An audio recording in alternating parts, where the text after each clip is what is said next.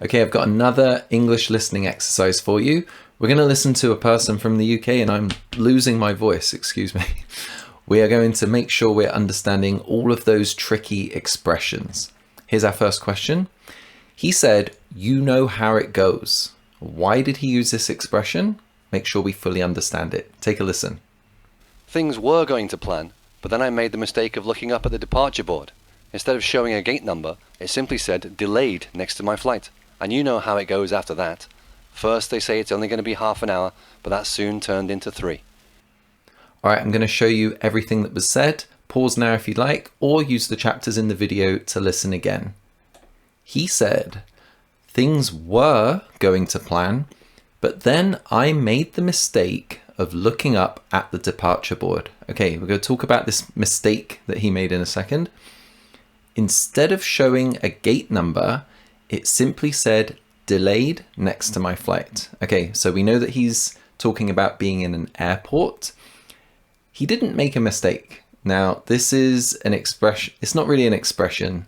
It's just a very British humor way of saying, I made a mistake by looking and finding out there was a problem. Do you know the expression, ignorance is bliss? It's kind of what he's saying.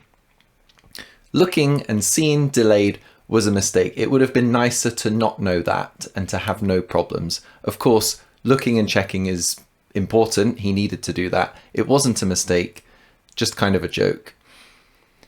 And you know how it goes after that. That's the expression we're trying to answer. First, they say it's only going to be half an hour, 30 minutes, but that soon turned into 3 hours. All right, so why did he say you know how it goes? Well, again, it's kind of sarcastic British humor. He's saying that this situation is typical. Maybe it's happened to him before. Maybe he expects the person listening to have also had that happen. And it's a common situation.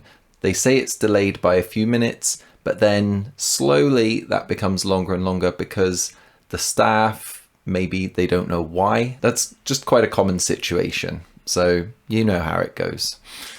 Let's listen to the next part. We're going to answer what were his feelings towards the staff. Okay, so we know the context of a flight delay.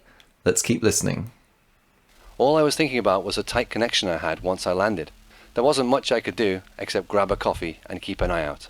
The staff weren't helpful, through no fault of their own, of course. They didn't have the foggiest. Okay, let's take a look, especially that last part. He said, all I was thinking about was a tight connection I had once I landed. Okay, so connection, connecting flight, tight for time. So this connection between two flights, maybe it's only 1 or 2 hours at the most. There wasn't much I could do except grab a coffee and keep an eye out. Okay, so if you're keeping an eye out, it means you're checking frequently. So that big board, the screen that he said with all of the flight information, he's checking that very regularly. He's keeping an eye out, or you can keep an eye on something as well. The staff weren't helpful, okay? It was his feelings towards the staff. Through no fault of their own, of course, they didn't have the foggiest. Okay, there's a few things here. If you say through no fault of their own, it's a common way of saying that the problem or the mistake was not that person's fault. It's a very common structure, a way of saying it. So he's saying they were not helpful, but it was not their fault. So he's not blaming them, but he's also saying they were not helpful. They probably didn't know how long the flight was going to be delayed for. They didn't have any extra information. They didn't have the foggiest. This is very, very British right here. It's short for they didn't have the foggiest idea. And we always use it in the negative way, didn't or don't. I don't have the foggiest idea. It means not a clear idea at all. Not even just a slight idea. Foggy being from the weather, being unclear. We also say the faintest idea. He didn't have the faintest idea. It's quite a strong way of saying no clue at all. Yeah, this person sounds very British. All right, so we've got their answer. We've got the answer here. What were his feelings towards the staff? They were not helpful, but it was not their fault. I'm not blaming them. They just did not have a clue. Okay. On to the last part and question 3. Did he receive any refunds or vouchers for the delay? Let's keep going. In the end, I got to Heathrow, and even though I didn't make my connection, I'll give the airline credit. They put me on the very next one with no headaches.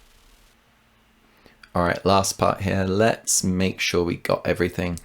In the end, I got to Heathrow. Heathrow's the biggest airport in London. And even though I didn't make my connection, I'll give the airline credit. They put me on the very next one with no headaches. Okay, so if you're giving something credit, it means you're recognizing the good thing that they did. So he's recognizing the airline. Even though he didn't make his connection, that was a problem. They did put him on the very next flight. So they did their best. He's thanking them, really. Why is he saying very next instead of just next? You don't really need very here, but it creates this extra idea of being very soon, the very next one. So it was very straightforward, and that goes in with the last part where he said no headaches. Headaches is you're saying no hassle, no extra problems, no headaches. It was just plain simple, on the next flight, done. Okay.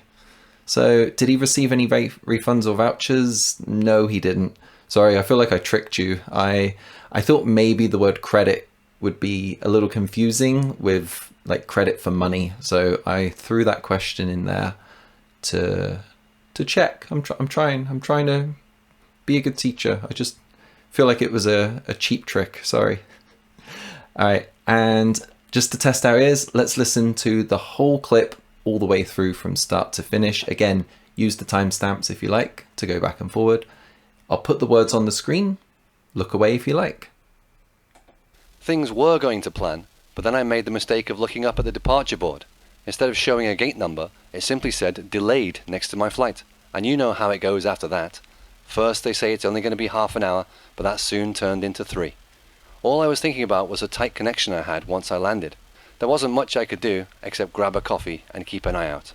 The staff weren't helpful, through no fault of their own, of course. They didn't have the foggiest. In the end, I got to Heathrow, and even though I didn't make my connection, I'll give the airline credit.